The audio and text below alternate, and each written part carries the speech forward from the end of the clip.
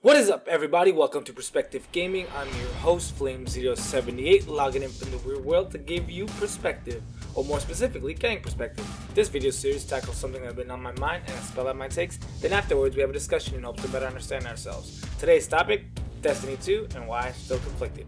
Let's get to it.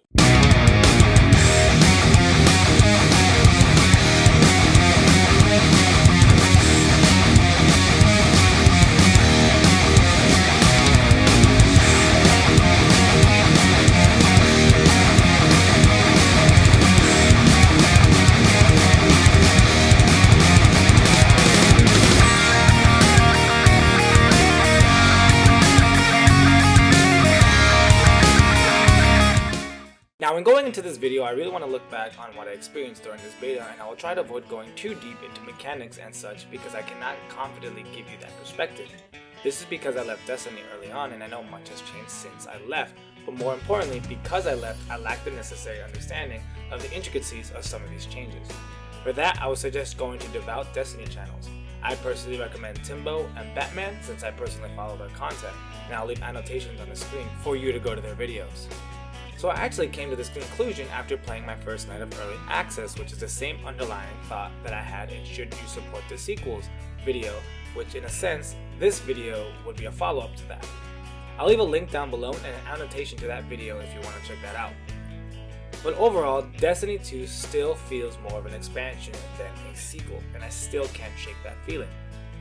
While I was playing the beta with some of my buddies, I had a similar conversation with them, and they also said the same thing, that they felt that this beta felt like it was just more of Destiny that we've been getting, just minor changes here and there. So in the beta, we get a story mission, a strike, and 2 multiplayer modes. You do the mission over and over again to unlock each class, and then that's pretty much it. Then you just dive right into the strike, doing it over and over again and exploring, or Crucible, which is the PvP. Now again, I'm not brushed up on my Destiny, so coming in it was kind of awesome because I experienced this game for the first time, sort of. What I mean is, I got the same feeling I did when I played the Destiny beta all those years ago, and it left me generally excited for the game. I love story mode, and as I've gotten older, I have tended to shift towards single player games, or at least single player heavy games, because I just don't have the time to play like I used to. But even before that, I just like stories, I like character development, I like investing into a game's lore. It's why I like games half the time. The other half is just so I can blow shit up and, shoot people in the face. What I loved about this was, in a way, it did feel similar and I wasn't thrown off for long, and it felt like I just gone back to a game that I normally play all the time. So it felt like I never left. PvP still feels pretty cool and it was lots of fun. Granted, I'm not really good at it. The pacing of the strikes seems a lot faster and better, though same complaint about spongy bosses is still there. You're just shooting this guy for bad periods of time before you win.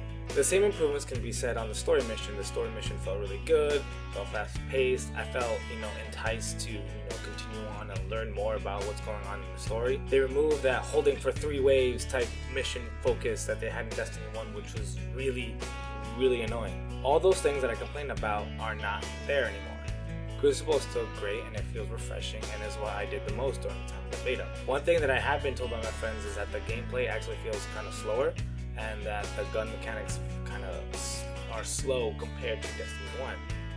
Though I can't really confirm that since it feels pretty much the same to me since last time I played Destiny, but again, that's from what I remember. I also only played for the early part of the early access, and I didn't play for the full weekend just because I didn't have the time and I was out for a trip. So I didn't actually get to experience the little social playground they released towards the end, but from the videos I've seen, it seemed pretty cool, but it's something I didn't experience, so I'm not really going to talk about it. But overall, I had a lot of fun with this beta, and I love where they're going with the story.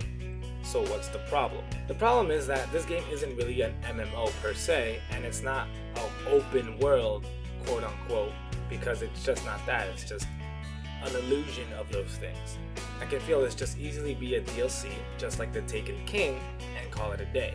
The tweaks that they're doing to the classes, the guns, the abilities, don't seem to be that crazy that involve me paying another $60 for them. I'm in no way knocking the work of the devs or even trying to come off as someone who knows anything about game development, but how can you not tell me that this deserves another $60? I feel like I can sit 2 people who never played Destiny and make them play each game side by side, and they could not tell the difference. At least I wouldn't be able to tell the difference unless I like really looked. The counter argument I know some have made to me is that what do you expect, and list examples like Halo, Gears, Call of Duty, Battlefield, and pretty much any of the sports games. Those games don't change fundamentally, so why don't you complain about those? And you know what? When they say that, I can't really disagree. They are right. These games of sorts pretty much release the same thing over and over again. In Bungie's case with Halo, the gameplay was only slightly changed after each one, so I get why people might freak out at me when I state my case. But at least for the most part, those games didn't have disappointing as hell first games. I didn't quit Gears, I didn't stop at Halo Combat Evolved. I was satisfied with my entry to those franchises and they earned my loyalty.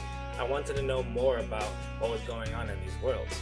So really, coming to think of it, that is my real gripe with this game. Destiny didn't earn my loyalty to automatically just jump onto any sequel that they're just gonna dish out.